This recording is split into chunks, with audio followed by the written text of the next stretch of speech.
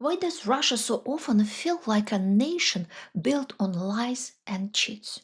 Contracts collapse, promises vanish, even the constitution is tossed aside like a cheap prop. And always, behind closed doors, the real deals are cut. I'm Elvira Bary, a writer born in the USSR, and today we're going inside Russia's culture of lies and cheats, not as a list of moral failings, but as a survival mechanism, one so powerful it can twist anyone. You, me, anyone.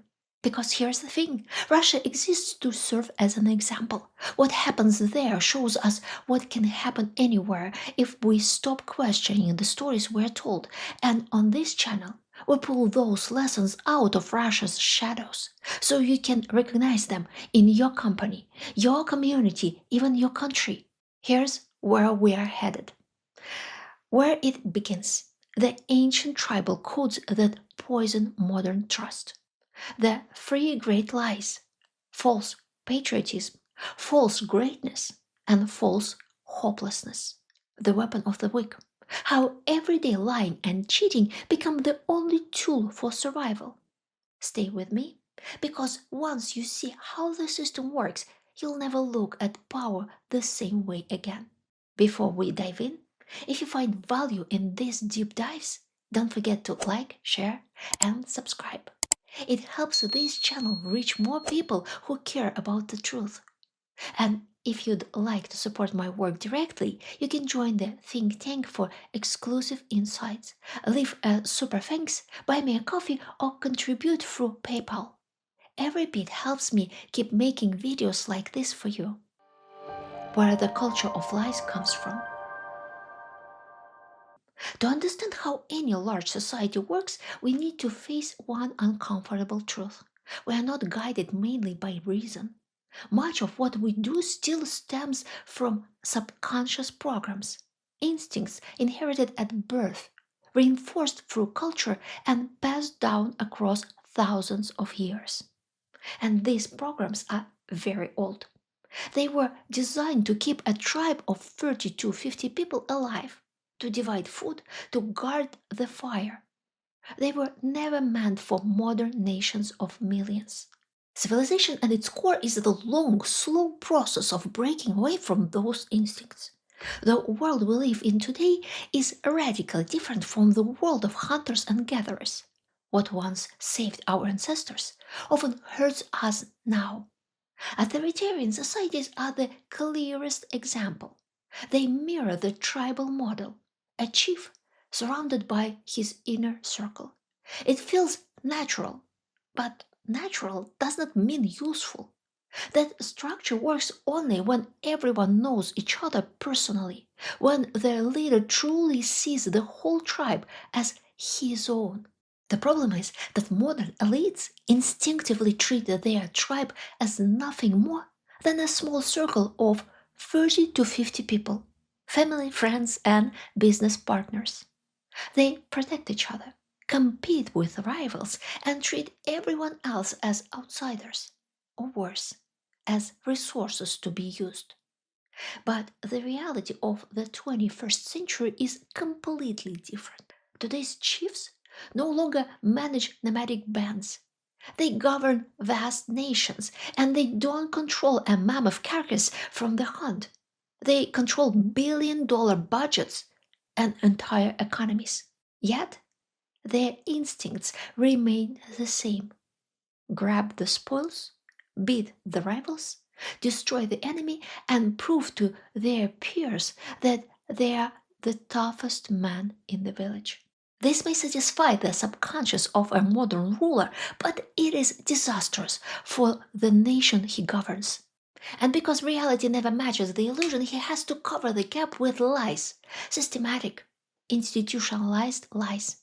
Desired image stretched over stubborn fact. That is how the culture of lies is born, and that is why it seeps from the very top all the way down to ordinary people's lives. Next, we'll look inside this culture and see how it functions.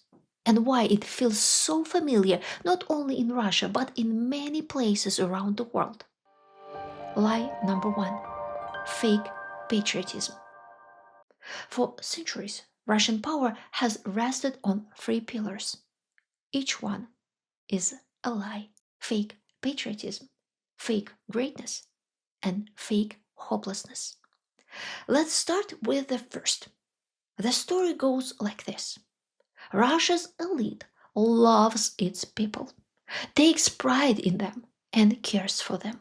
Like the tribal council of elders, they present themselves as guardians, whose sacred duty is to protect other members of the clan. But in reality, their clan is not the Russian nation. It is each other. The inner circle cares only for itself. Of course, they cannot say this openly. You are nothing but cattle. We will tax you, exploit you, and send you to die whenever we decide to wage war. Instead, they hide behind a narrative of patriotism. They constantly declare their devotion to the Russian people as an abstraction. And behind those declarations, there is nothing. The facts speak louder. Under this so-called love, hundreds of thousands of Russians have been killed, hundreds of thousands more crippled. National wealth burned in war, the country dragged into isolation and economic crisis, its reputation destroyed for generations to come. That is not love, that is abuse. It is the behavior of an abusive parent or an abusive elder of the tribe. With one hand, he insists, I do this out of love. With the other, he forces his children into permanent childhood, terrified they might grow up and start making decisions for themselves. That's why in Russia you cannot change the president, the parliament, or the courts through free elections. What if the great Russian nation suddenly choose someone else? To prevent that mistake, Putin and his circle removed the very possibility. The rulers decide everything: how to spend national wealth, who to befriend, and who to fight, what taxes to impose, what can be said online, which voices may be heard, and which silenced.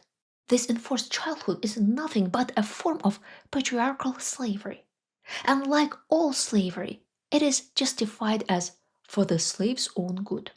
They are told they need guidance, discipline, punishment for any spark of independence, even for curiosity itself.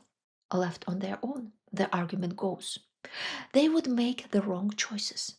Read the writings of American plantation owners or Russian landlords of the 19th century, and you'll see the same logic. Today's autocrats repeat it almost word for word. And here lies the final irony. They themselves don't even believe it, but they need others to believe it, because the lie keeps the system alive. Lie number two: fake greatness. The second great lie that sustains Russia's culture of deception is the myth of greatness. It begins with a simple declaration: you are a great nation, a chosen people unlike any other. Such statements cost nothing, require no proof, and are instantly believed because they flatter the deepest part of human psychology. Even someone who insists they are ordinary still secretly hopes others will see something special in them, something worthy of respect and admiration. And when authority repeats this message, people are eager to embrace it. Thus, the idea of national greatness becomes the foundation of patriotism. If the people are great, then they are worth loving. At the same time, the ruling elite acquires a moral right to consider themselves above everyone else. If they stand at the top of the social pyramid of a great nation, then surely they too must be exceptional. And here lies the heart of authoritarian culture: status. Everything revolves around it: wars, rivalries, and power struggles are never about ideas or progress. They are contests for rank. However, in a system like that, you obtain your status through belonging rather than individual merit. Ask a high ranking Russian official what he is proud of, and he will tell you his nation, his culture, his heritage.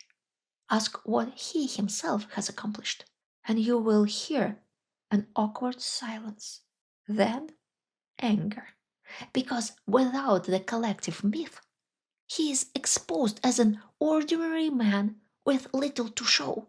As long as no one asks such questions, the illusion holds. Officials feel entitled to control other people's lives and resources. Who else could make those fateful decisions if not them? Who else deserves the lion's share of wealth, whether through work or, more often, by mere birth into the right circle? Any outside criticism is treated as insolence. How dare anyone question the prerogatives of a great man from a great nation? But this raises an uncomfortable question. Why these people? By what right do they sit in the elite and redistribute the nation's wealth for their own benefit? Historically, Russia explained it with divine providence. God himself, so the story went, had divided society. Some were born nobles, others born their property. The duty of a good landlord was to govern his subjects wisely and responsibly, and if he did so, all would be well. This lie of greatness masked the grim truth. The beloved people lived in poverty and backwardness, with almost no ability to change their fate. Yet the privileged class glorified itself through art and propaganda. Court poets composed odes to emperors. Theaters staged operas like a life for the Tsar. Painters created flattering portraits, and historians reshaped the past so that the rulers stood at the center of Russia's great story. Greatness was not reality. It was a carefully staged performance. The Bolsheviks repeated the same pattern. First came the myth of the Soviet people's greatness. The USSR, they claimed, was the first state of workers and peasants where all property and power belonged to the people. In reality, workers and peasants owned nothing. They could not buy land, open businesses, or earn a living independent of the state. The state controlled everything: where you lived, what education you received, where you worked, what you believed. The second part of the lie was the unquestioned right of the Communist Party to rule over everyone's lives and possessions. The party was the new nobility. It no longer claimed divine sanction, but instead invoked the laws of history, as if privilege was natural, unavoidable, built into the order of the world. In today's Russia, the justification has turned mystical again.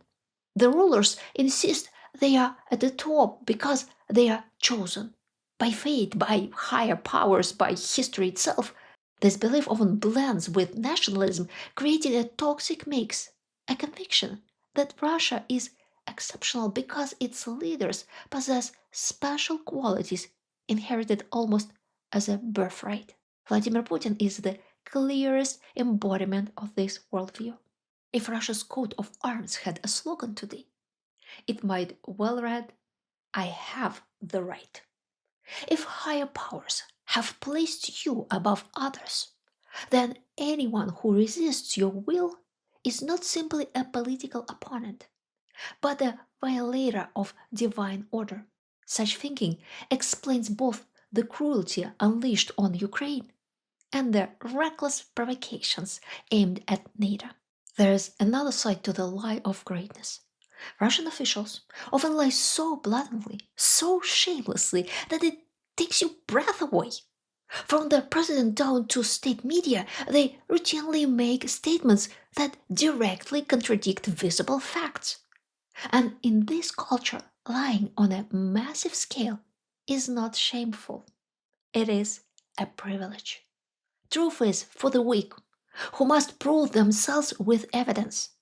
The truly powerful are free to say whatever they please, confident that society will swallow it. Supporting such lies is also a loyalty test.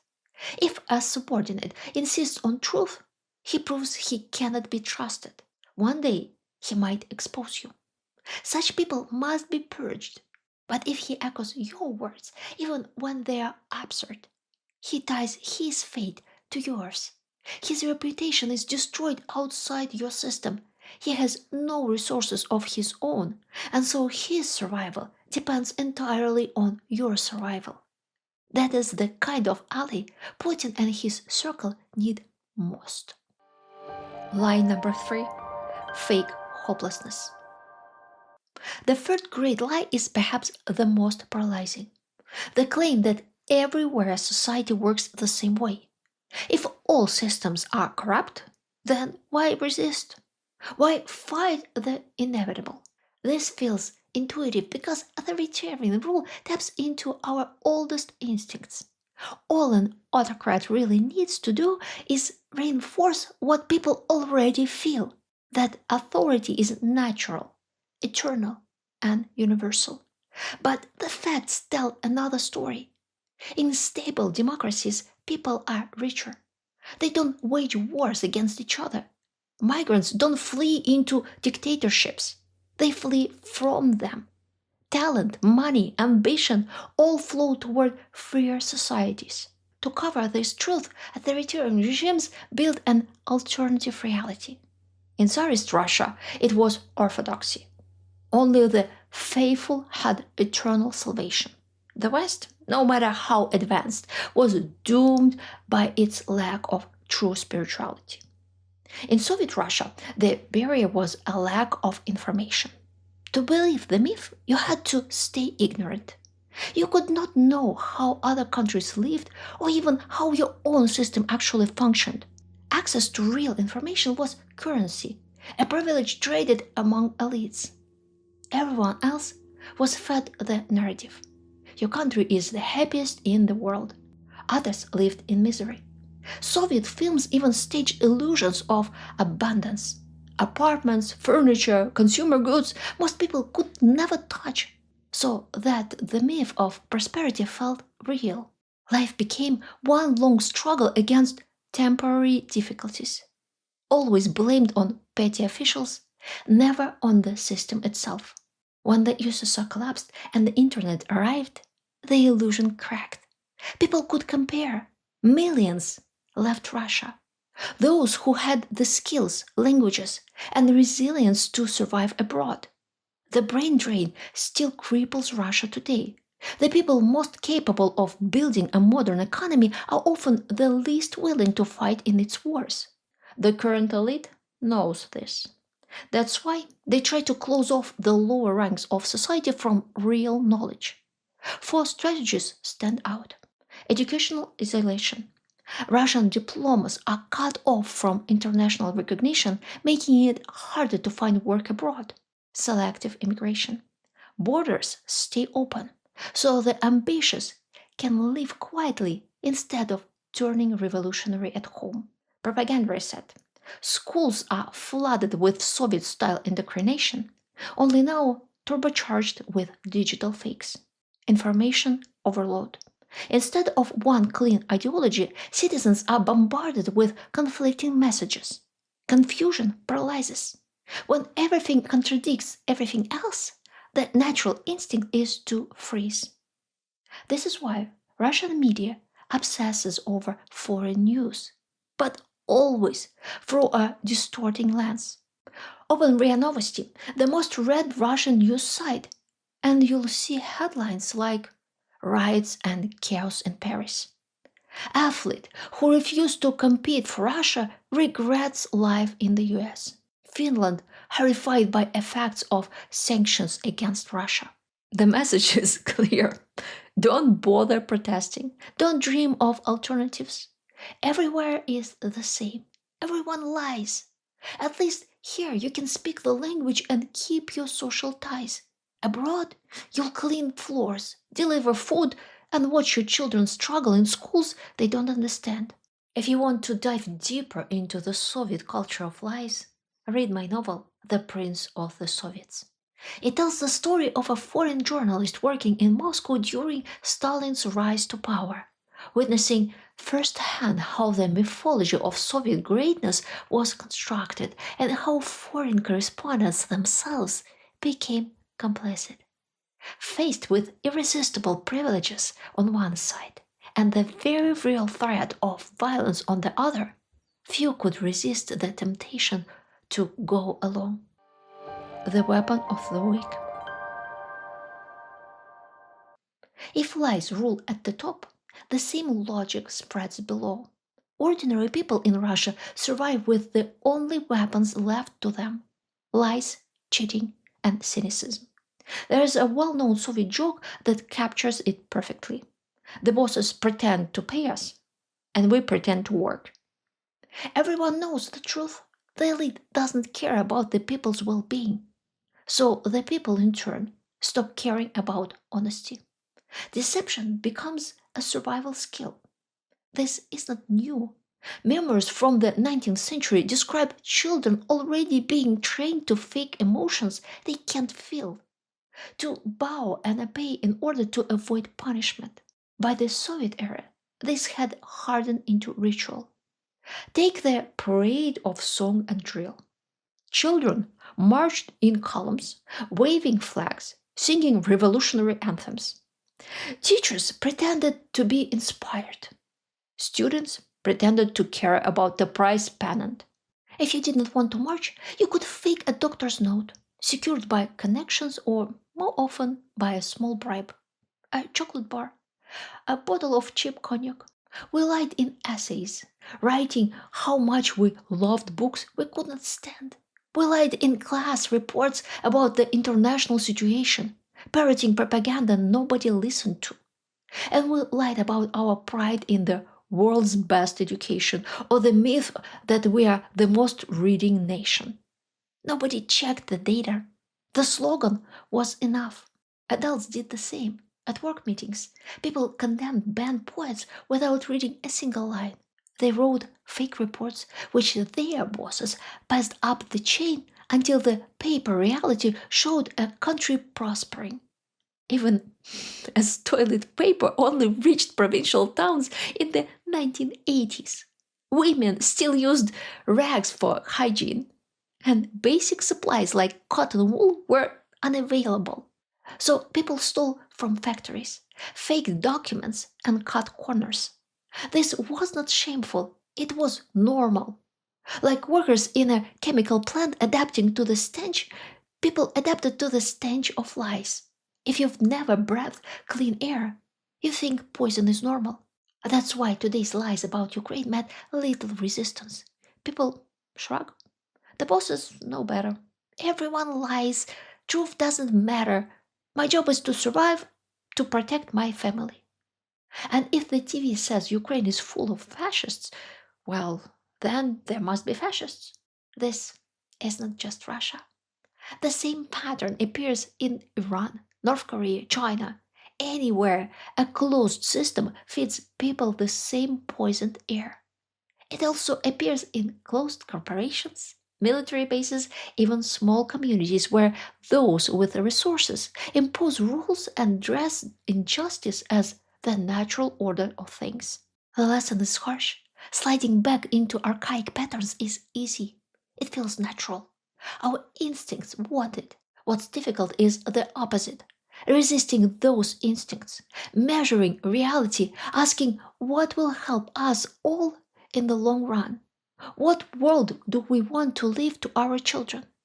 That's the true test. And that brings us full circle. Today, we uncovered why lying in Russia is not just a quirk of the elite.